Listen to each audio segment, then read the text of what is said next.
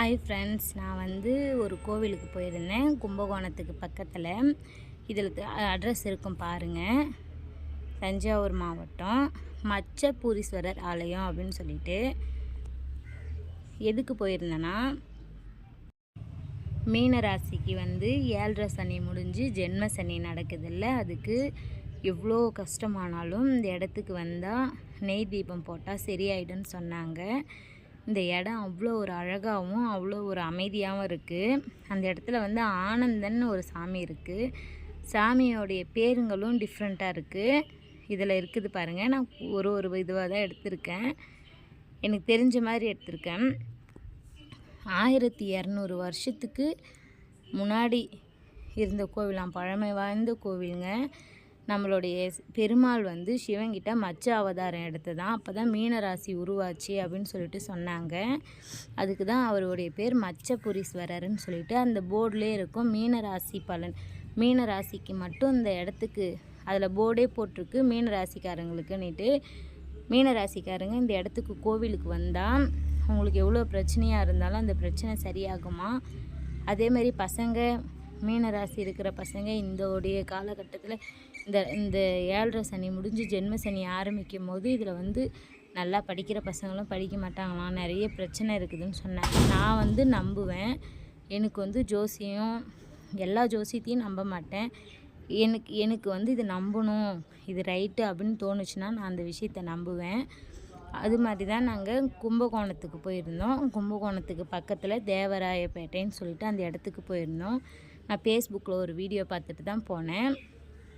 எனக்கு அவ்வளோ பிடிச்சிருந்துச்சிங்க அந்த சாமி. உள்ளே போன உடனே அவ்வளோ ஒரு மன நிம்மதியாக இருந்துச்சு. அது இல்லாமல் நான் உள்ளே போனதுக்கப்புறம் எனக்கு நிறைய விஷயங்கள் நடந்தது. அது நீங்கள் நம்புவீங்களா நம்ப மாட்டிங்களான்னு எனக்கு தெரியல. லைட்டாக தான் சாமி தீபம் சுற்றி ஏற்றிருக்கத்தால தெரியல.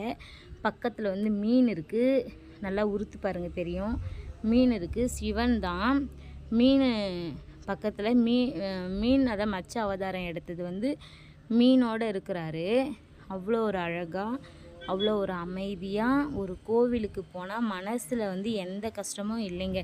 எனக்கு அந்த கோவிலில் போய் கால் எடுத்து வச்சோன்னே எந்த கஷ்டமுமே தெரியலங்க. எவ்வளோ பிரச்சனையினால சந்தித்து என் வாழ்க்கையில் நான் இது பண்ணியிருக்கிறேன். நான் சாமிலாம் கும்பிட்டு அபிஷேகம் பண்ணிவிட்டு அதுக்கப்புறம் தான் சரி, யாருக்குன்னா மீனராசி இருந்தால் நீங்கள் ட்ரை பண்ணி பாருங்கள், நல்லா இருக்குது அப்படின்ட்டு தான் நான் போனேன். இது பாபாஜி சித்தர்னு ஒருத்தர் முன்னாடி ஒரு சிலை இருக்குது. அப்படியே அந்த கோபுரத்தை சுற்றி சிலைங்க இருக்குது.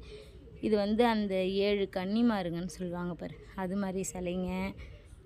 எல்லா சிலையுமே குட்டி குட்டியாக வச்சுருந்தாங்க. ஒன்றுதில் சில பேர் இருந்துச்சு, ஒன்றுதில் இல்லை. வாழ்க்கையில் எதனா ஒரு விஷயத்தை நம்ம நம்பினா அது நம்மளுக்கு நடக்கும்னு சொல்லுவாங்க. நான் இந்த கோவிலை நம்பி போனேன். எனக்கு இப்போ 1.5 வருஷத்துக்கு மேலே பிரச்சனை அதிகம். இந்த 3 மாதமாக அதை விட பிரச்சனை அதிகம். இந்த பிரச்சனை எப்படின்னா கொஞ்சம் கொஞ்சமாக தீரும் அப்படின்னு சொல்லிட்டு நான் போனேன்.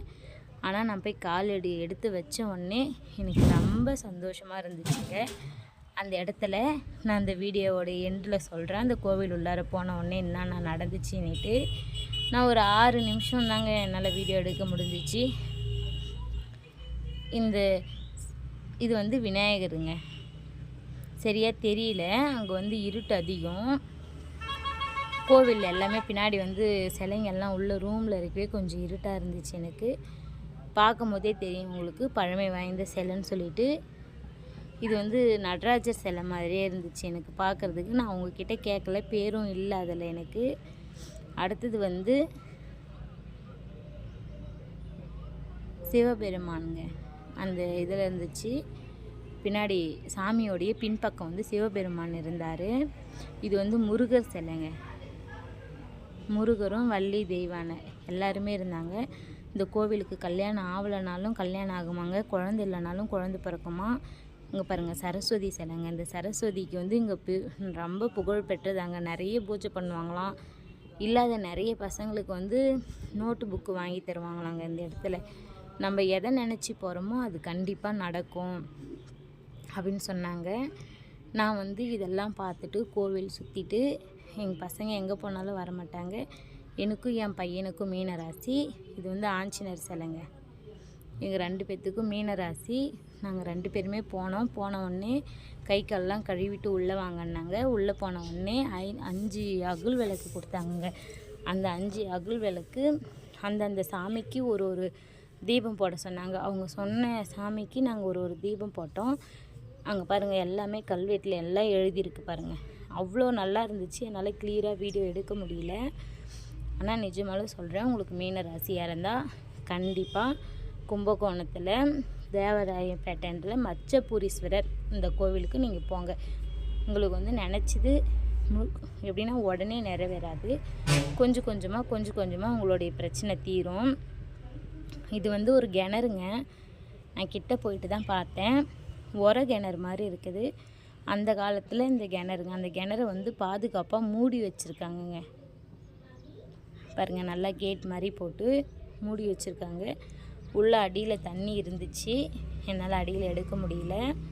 சுற்றி மரம், காத்தோட்டமான ஒரு இடங்க. இந்த இடத்துல வராரு பாருங்கள். 4 சிலையுமே ரொம்ப அழகான சிலைங்க. பார்க்கும் போதே நான் அதோடைய பேர் இருக்கும் பாருங்கள். கால பைரவர், யோக பைரவர், சனீஸ்வரர், சூரியனுங்க. இவர் 4 பேருமே, இவங்க 4 பேர்த்தையுமே வணங்கிட்டு சாமி கும்பிட்டு நான் போயிட்டு இன்னொரு சைடு வந்து ஒரு சாமி இருக்குங்க, அங்கே போனேன். அதுக்கப்புறமேட்டுக்கா நான் நவகிரகங்கள் சுற்றலாம் அப்படின்னு சொல்லிட்டு வந்த பற்றி எங்கள் வீட்டுக்காரர் இருந்தார். இந்த இடத்துல உங்களுக்கு இந்த கோவிலுக்கு போகணுன்னா என் சேனலை லைக் பண்ணி சப்ஸ்கிரைப் பண்ணி கமெண்ட் பண்ணுங்கள்.